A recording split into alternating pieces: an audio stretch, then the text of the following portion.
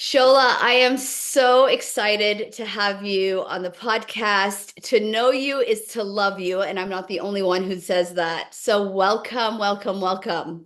Oh my gosh, Adrienne, so great to be on your podcast. I adore you as a human being. You already know this. And it's so funny. We have similar backdrops. Like our bookshelves are like kind of melding into each other. I don't know if everyone has the side by side that I'm seeing, but so grateful to be on your podcast and just to chat all things civility. This is a topic that is like evergreen, right? Your Mm. message is evergreen, but I wholeheartedly believe that the conversations that you're having are so important to our social discourse right now. And of course, social discourse and social health and well-being is not separate from our personal health and well-being. In fact, they're very much connected, which is why I think it's a perfect place on HealthBite to have this conversation. So before we get into your backstory, which is so powerful and meaningful, tell me what your passion project is. What is the message that you are sharing? Gosh, well, there's so many different things that I'm really focused on these days, it seems like.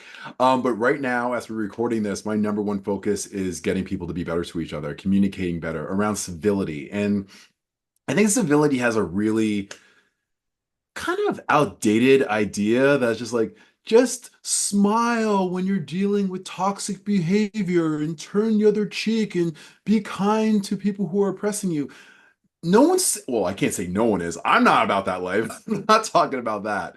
I do feel that we have to learn how to disagree without disrespect. I think we need to get to a place where we're shifting to this weird place that if we don't see eye to eye on everything, then I'm going to demonize you. You're less than human, and I'm going to find a way to destroy you instead of going to the table and trying to discuss things like rational adults. And it's unfortunately our society will not sustain through this. It's just not going to. We're sliding deeply into this pit, this abyss of incivility. And my job, my role, my focus, my passion, whatever word you want to use, is to turn this around. And I will dedicate the rest of my natural life in doing so. And that's why I'm here.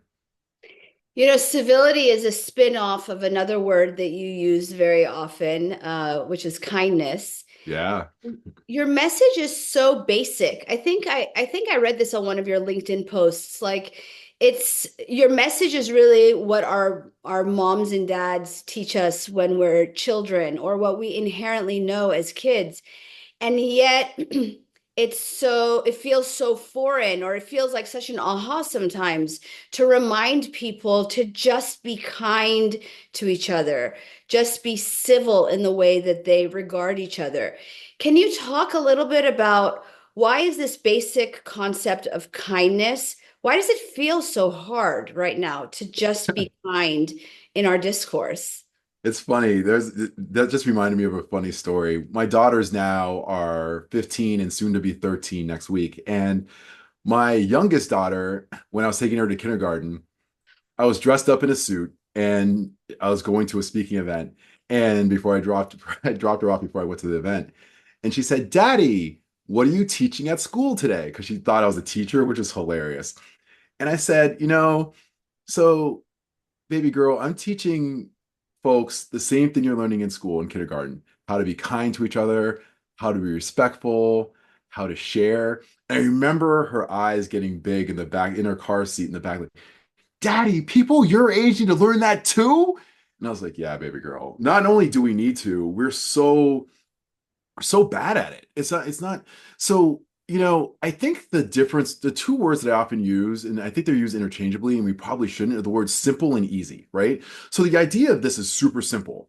Being kind to each other, being respectful, simple things that require us to be self-aware of how we show up for each other, certain things like saying please and thank you, things like, making eye contact, not swiping through your phone, being aware of how your words and actions affect others, just basic stuff that's super simple. But because it's simple doesn't mean it's easy for everyone. And I think the reason why now it's shifting and why it's becoming harder for others is because we're at this strange place where there's like a benefit, I think, and almost reward for demonizing other people, for making people seem less than. There's like a tribal element to being like, hey, we get it, and those idiots over there don't. And it kind of fills their cup, but it's not really filling anything. It's like eating cotton candy for energy. It's like it doesn't make any sense. So, what I often try to do is I want to get people to think more thoughtfully around the thoughts of civility, around, hey, listen, while you may be feeling good about demonizing the other side, if they're behaving in a way that you don't like, or they believe thoughts that are harming you potentially, or believe in policies that are hurting you and your loved ones, instead of demonizing them, wouldn't it be better if you could get them to possibly think differently about these things that are harming you? So maybe they'll change their mind. And I'm like, oh, how do you get people to change your mind? I can promise you, by calling them stupid and demonizing them and make them feel less than is not going to get you there. So we need a better strategy. If that's not working, which it clearly isn't, let's elevate the discourse a little bit, be a little bit more thoughtful, and see if we can get some of those people to have some rational discourse. So maybe we can change some hearts and minds in the process. And it does feel like right now this is really ever present at the time of this recording. We're in the middle of the DNC, or the DNC just started. Yep. The politics, global wars, Mhm. social injustice. There's so many spaces in which civil discourse and collaboration is necessary. And to your point, the conversations that we're having and the way that we're having these conversations are only serving to alienate each other, perhaps creating a sense of community within the group with which you're aligned. But I think even that doesn't feel, I don't think we feel culturally or communally connected right now. Mhm. So so it is taking away from our own sense of connection and cohesiveness to each other. And as you talk about in your books and in your keynotes, it takes away from the objectives, intentions, and goals of teams and organizations. And it takes away from what I like to talk about, our personal health and Yes. well-being. It takes away from it so much, and it's both and, right? It's the physical health aspect where we're dealing with it could be migraine headaches or sleeplessness or all these things that come along with the added stress of just dealing with incivility on a daily basis. To, of course, the mental health stuff. I mean, I've seen people deal with PTSD. I've seen people deal with obviously depression that goes along with this, and in some extreme cases, suicide. So I don't find civility to be something that's this fluffy thing that, oh, we'll get to it later. I can't imagine anything that's more important. Do we want to have do we want to have a safer environment for us to live in? Do we want to have better schools? Do we want to have workplaces where people prioritize kindness and respect and inclusion? Do we want toxicity out of our politics? Do we want to have better mental health overall? All these things require civility at its foundation. If we're like, oh, that's stupid, this is soft BS stuff, what else is the solution? Incivility is at the root of all these problems that we're facing. So I am, I get so fired up about this, Adrienne, because I just think like we're at a place now where we're going to look back on where we are in 2024 in maybe 4, 5, 6 years from now and be like, gosh, things are so bad now. What did we do to change it? I have two daughters. You have kids. It's like, I don't want my girls to look up and be like, Daddy, what did you do to you were a speaker, you're an author. Did you do something to turn this around? I am planting my flag in the ground like I'm going to do something because I know that just sitting back and hoping that someone else is going to do this for me has not worked very well. And if I can model the behavior that's going to get us to a place in a practical place of how to do this, so that we can actually get people to sit at the table. Because the problem is, if we choose to just attack others incessantly, for their beliefs, regardless of what they are, we're only accomplishing three things, unfortunately. One, we are completely entrenching these people in these troublesome beliefs that we find repugnant. That's the first thing. Secondly, we are completely destroying the merits of our argument, making it harder for anyone else to see our side. And then three, all we're doing is contributing to this discourse that's making this world a worse place for all of us. And if you're cool with all three of those things, do you? But I'm not. And I feel like we need to make a change before it's too late. I do want to get into the practicality of this a little bit, but speaking of mental health, I'd love if you would share your story because mental health is something that is very close to your heart and your experience. Yeah, sure. I mean, it's so funny because in my keynotes, I made a decision when I started giving talks. So a little bit of backstory, not too much to bore anyone. But I started speaking full time in 2018. In fact, at the time of this recording, my 6 year anniversary of getting started was just a couple of days ago. So it's Oh, very wow. cool. Yeah, I Congratulations. know. Thanks. And one of the biggest decisions I had to make in doing this was to share the story that I'm about to share with your listeners. So, and obviously I made that decision to do so. So about 20 years ago, give or take, I worked in an incredibly toxic work environment, just deeply toxic, horrific place where abuse and incivility and bullying and all this other garbage was the norm. And I was in a place where my colleagues made it very clear that I was not welcome there. One story that I often share, because it's just cartoonishly awful, and it kind of gives an example of how bad things got at this workplace. I would make my lunch, a turkey sandwich, and I'd put it into the break room fridge. One day, my colleagues went to the break room fridge while I was on a call in my cubicle, pulled my sandwich out of my lunch bag, stepped on it, like literally stepped on it so we could see the footprint in the bread, then they put it back into my lunch bag. That and other ridiculous cartoonish atrocities took I mean, place. it is cartoon. I'm sorry to interrupt, but No, please. it's so unfathomable that adults could do something so childish and immature. But this is It's happening in a corporate setting. yeah, it was a workplace. Yeah. And the funny thing is like it's it's so cartoonish. And what's crazy about this, Adrienne, besides the fact that people will do this, is that I share the story and people would share even worse stories than that with me afterward about things that people would do. Crazy, horrific things that people do in a professional work environment, right? So I fell into a very deep depression during this time. And I'm very careful with this term because I wasn't sad, right? Clinically depressed. And, obviously people know the difference. Clearly you do as an MD. I was just in a dark place. And so one morning, while driving to this job, we live in Los Angeles and I live in Los Angeles. So I was driving to this job and I said, I'm done, man. I am done. And of course, I wish that I was saying I was done with the job because that would have been a little easier. But unfortunately for me, it was way darker than that.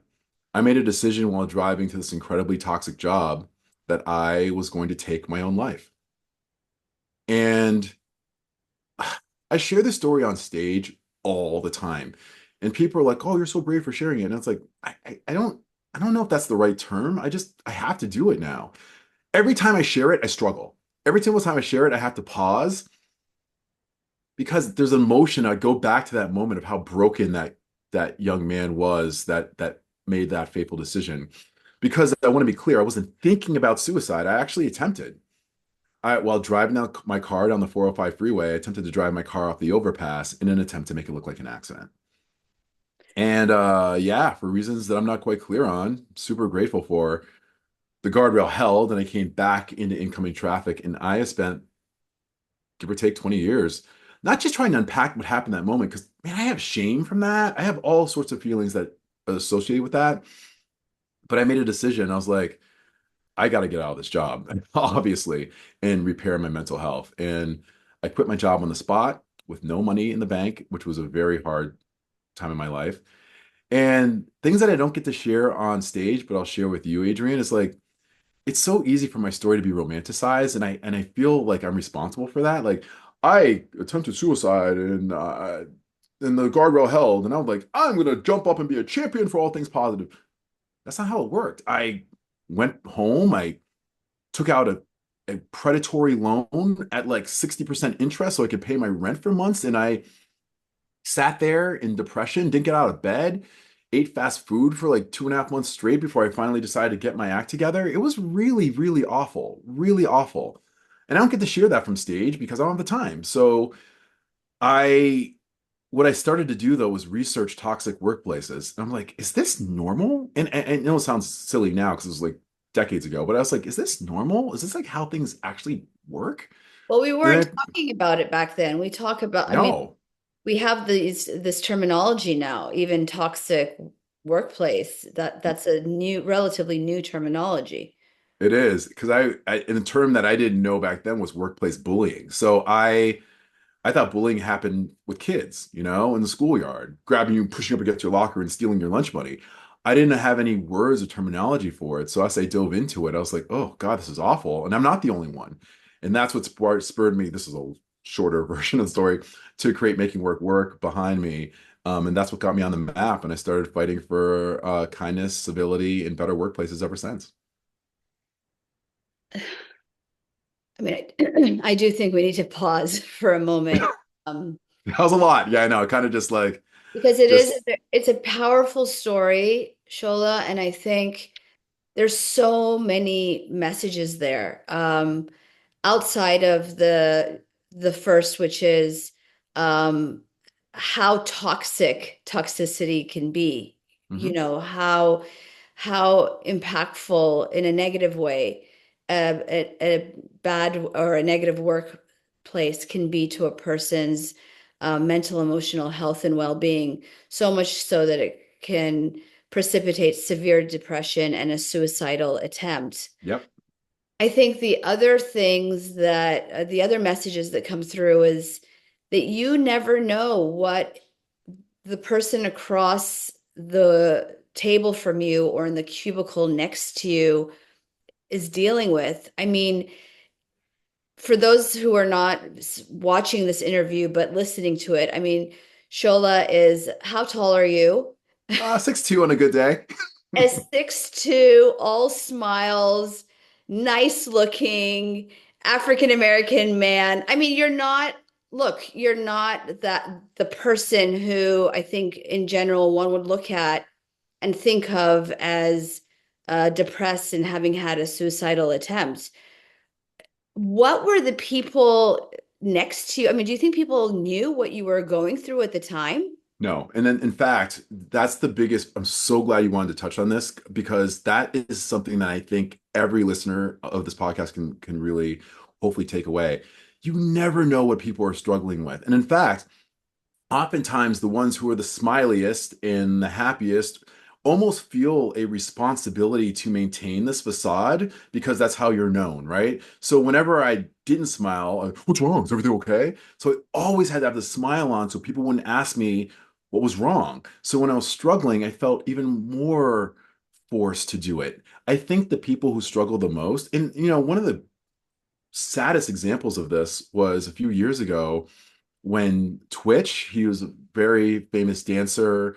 I think he worked on the Ellen DeGeneres show, if I remember correctly, Yes. was one of those guys that was just full of life, full of energy. And his death by suicide really surprised a lot of people because it seemingly came out of nowhere.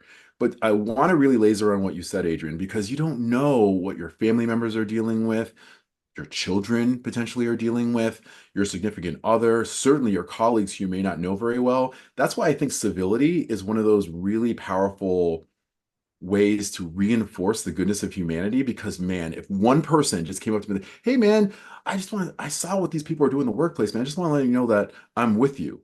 Just something simple would give me hope in the goodness of humanity, which was absent at that time. And that's one of the main reasons why I attempted back then. Yeah. You never know what your neighbor is feeling or experiencing, and that, to your point, makes the case almost in of itself for more civility. hmm Absolutely. But I don't think people feel like it's that important, or I'll get to it later. It's like it could be something there's a wonderful quote that's in my new book. It's not mine. It's from a man named Brennan Manning. He said, in every interaction or in every encounter, you're either giving life or you are draining it. There is no neutral exchange. I think about this every friggin' day. Like literally, like whether it's my interaction with the barista at Starbucks or with my daughter who wants attention, I'm busy banging out emails to total strangers when she needs my attention, or my neighbor or whomever. Every interaction, I'm either giving life or I'm draining it. If we lived with that level of intentionality in every single interaction, and thinking, gosh, me being rude, snapping at someone because my order was prepared incorrectly or whatever, that could change everything if I'm just focused on, wait, I have an opportunity to give this person life or drain it. That's the intentionality that I want to create when it comes to civility. And there's such a ripple out effect of that because Hmm. when you are kind to the barista and life-giving, that barista in turn is kind to every encounter that she experiences, right? Yep, Her correct. coworkers, her children, her partners, and it just multiplies. It's an exponential halo effect. It is, and it's so simple and it's free. So I think the problem is we're not that intentional. We're so wrapped up in our own stuff that it's like, oh man, I got this going on at work, or I'm not feeling great today. And if we can just lock in to the idea like how we show up and being aware, this is probably the number one thing that I often talk about in my talks and my books, being aware of how our words and actions affect others. Like that is something that I think a lot of folks are not aware. We all know that person who's completely unaware. I was on a plane, Adrienne, on a flight from JFK to New Orleans, and there's a guy sitting across from me who took off his shoes and socks on the plane. Now, that's not even the whole story. I mean, that could be enough, and I could just stop right there. He, this guy takes his iPhone charging cable and starts flossing between his toes with it while he's sitting there. Stop. Yes, who does that? Who does that, right? But this guy was so unself-aware of how his words and actions affect others, and people are just like, what? Now, thankfully, he wasn't sitting next to me, but it was close enough that I could see this guy. Like, what are we doing? But I also think like that's how we have to be. I think there's a lot of folks that have stories like this. People who are like playing like loud music on their cell phone or having a speakerphone conversation at a restaurant when you're trying to eat peacefully. Like all these things that just are a lack of awareness because this is just common sense. Well, as my mama says, common sense isn't that common. We have to get back to the basics so we can get to the more advanced stuff around how we treat each other in really challenging ways where there's polarization and difficult conversations that need to be had. So practically speaking, and it may seem like a silly question because it is basic, but you've done some of the research behind this. Can you talk about some of the practical skills and strategies that you teach in your keynotes and in your organizational workshops? And then can you also talk about the impact that has? Because I think sometimes simple strategies, again, they are taken for granted in their simplicity, but that doesn't mean that they aren't impactful. Yeah, fair. So at the time of this recording, we are, like, as you mentioned, excuse me, the DNC, Democratic National Convention is going on now. We're in the thick of what will be the most divisive election in American history, potentially. So there's that. And so we're going into election season, and what will unquestionably be the most challenging Thanksgiving in American history for a lot of people, right? So when we're talking about practical tools, and you said some of them can be simple, however, again, simple doesn't always mean easy. If put into practice, they can be very, very powerful. I'll give you one very simple one. So in my book, Civil Unity, which is coming out in September, I have these exercises, these techniques. There's 26 of them that we could be used to help bring more civil discourse. I'll give you one that I think can just take with you and use immediately. So if someone wants to have a very polarized, let's just use a very simple conversation, abortion, which is not simple to be clear, but it's a very obvious one that people have some very powerful emotional energy around, right? So if you are having a conversation with someone and they are sharing an opinion that is the complete opposite of yours around abortion, and they're just thought they'd share it with you, one thing that you can do as a practical tool to remain in civil discourse is to set ground rules. And it's very, very simple. Someone throws out an idea about abortion, and you are on the complete opposite side of that. So Adrienne, hold on a second. Before we go any further, can we agree that we can both stay respectful during, because I know these conversations can go off the rails very quickly. Do you agree to stay respectful even if my opinion on the topic is different from yours? Now, a couple of things happen if this happens, right? So the person can be like, no, you tell me, I'm just going to pick a side to make it easy. If you're down with killing babies, there's no respectful line for us to be, we're done here. Okay, so there's that. Or there is, I mean, I guess, but if you're cool with killing babies, I don't see how we could find any respectful ground. There's that. Or, sure, I'm willing to be respectful. My challenge is that if the person does not say yes, then do not engage.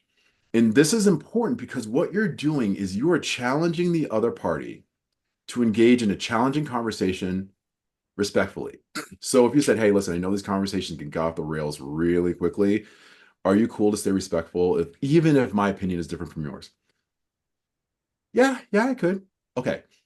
And then you explain your side respectfully. And then you share it. And the other person's like, well, I disagree with that. And if he or she happens to get a little bit intense, right? Or get really potentially disrespectful, you're a monster. Whoa, hey, we talked that we're going to agree to be respectful during this. Let's just stay respectful. It gives someone the opportunity to exercise a muscle that they've never exercised before. They reflexively go to this place of like, you think this, you're evil, blah, instead of forcing them to be like, hey, let's find a way to talk about this respectfully. A couple of things happen here. You've proven to this other person that you're capable of doing this respectfully and that they're the ones who lack the emotional impulse control to do so, right? Two, if they do decide to come along, now they've learned to share their opinion in a respectful way that won't demonize the other person, but give an opportunity to maybe find some common ground, which is hard with a situation like abortion, but allows people to at least listen and learn. The only way that minds can be changed, and quite frankly, they can, is if you're able to find that common ground, and that common ground is impossible to have if you're yelling over each other and screaming over each other. It doesn't mean that you need to be weak with your beliefs. It certainly doesn't mean that you need to change your mind, but you can just create a space where there's possibility that people can find common ground. And that can only happen with respectful dialogue. That's why the ground rules is a powerful place to start. You can use it with anything that's polarizing, with one caveat.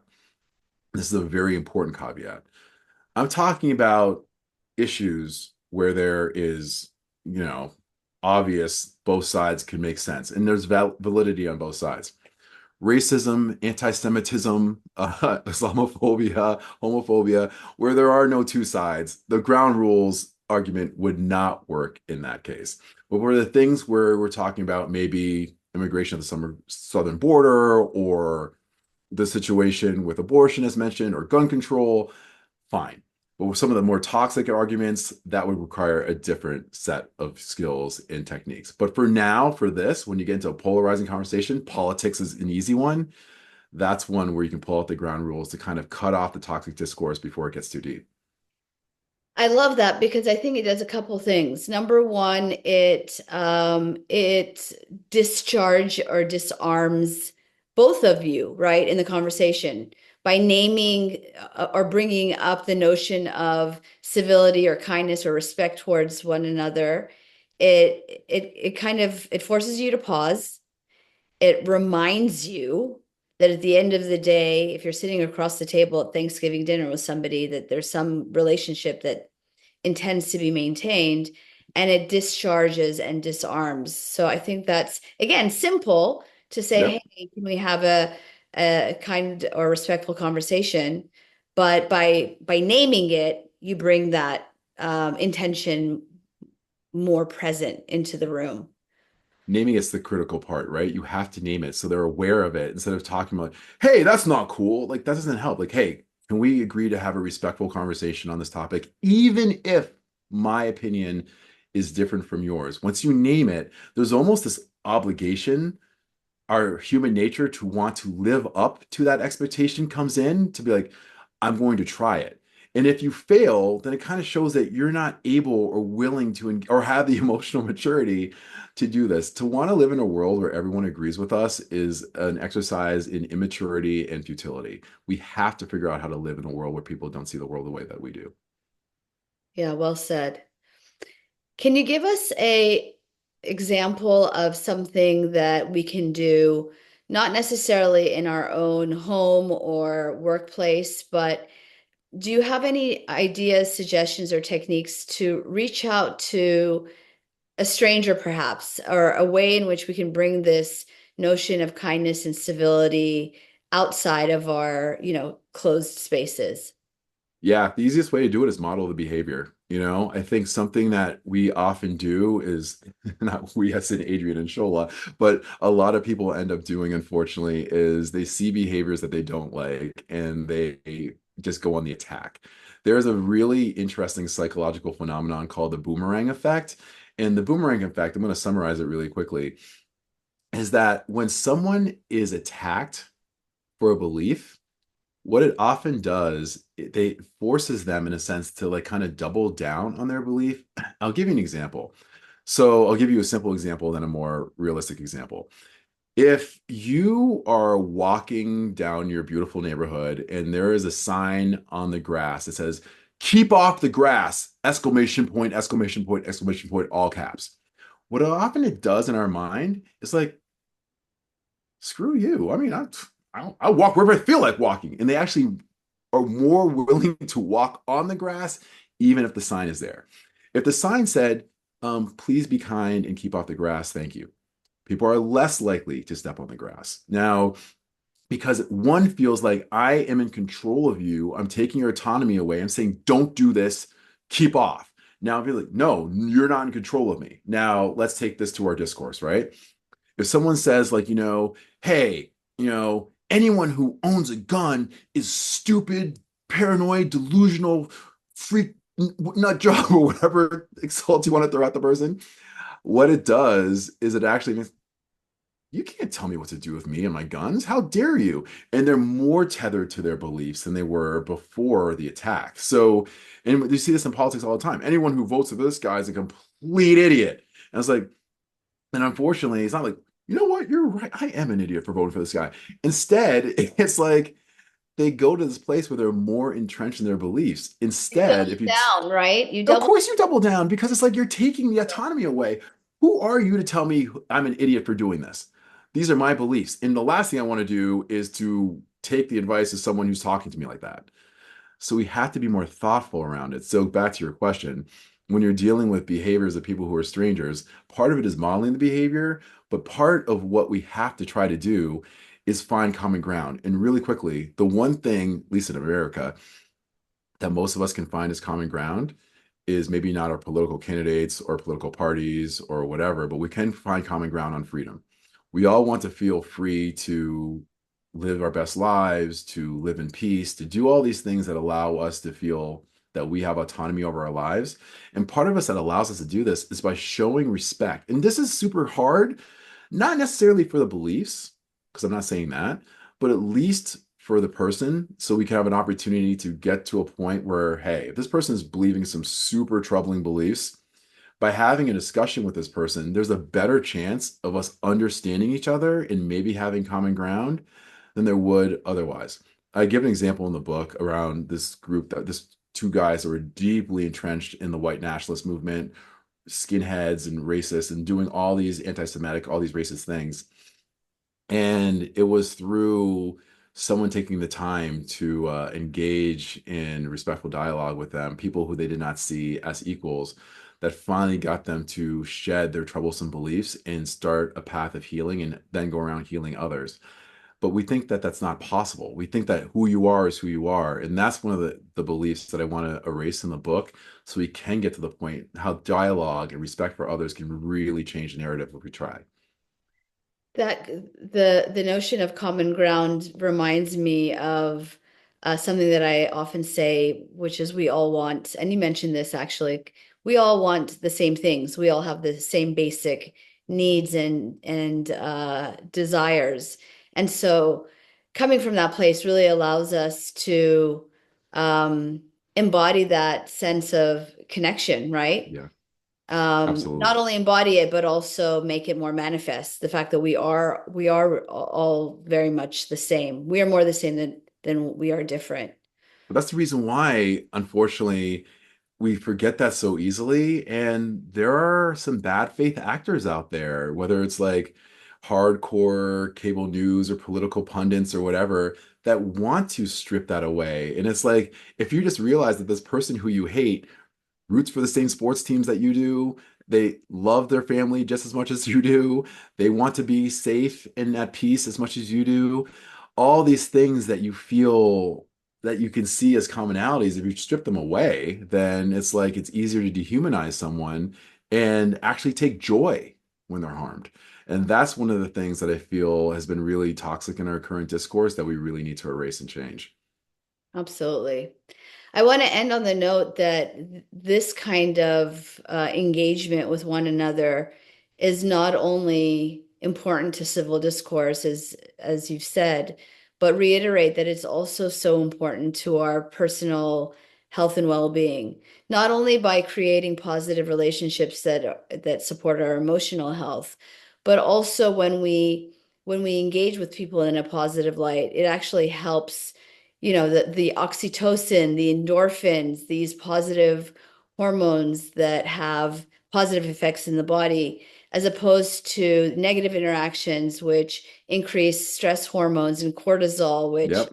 over time can have negative effects on our organ systems, not only in creating symptoms like you mentioned, migraine and palpitations and gut issues, but also long term can impact our immunity, our cardiovascular health.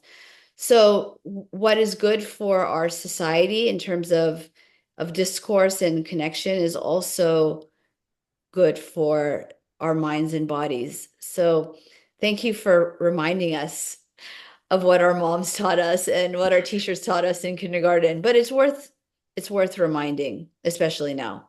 More so now than ever. You mentioned your books several times. Let us know when it's launching, where we can find it, and where we can learn more about you. Yeah, the easiest way to find my books, you can just go to sholarichards.com. That's the super easiest way.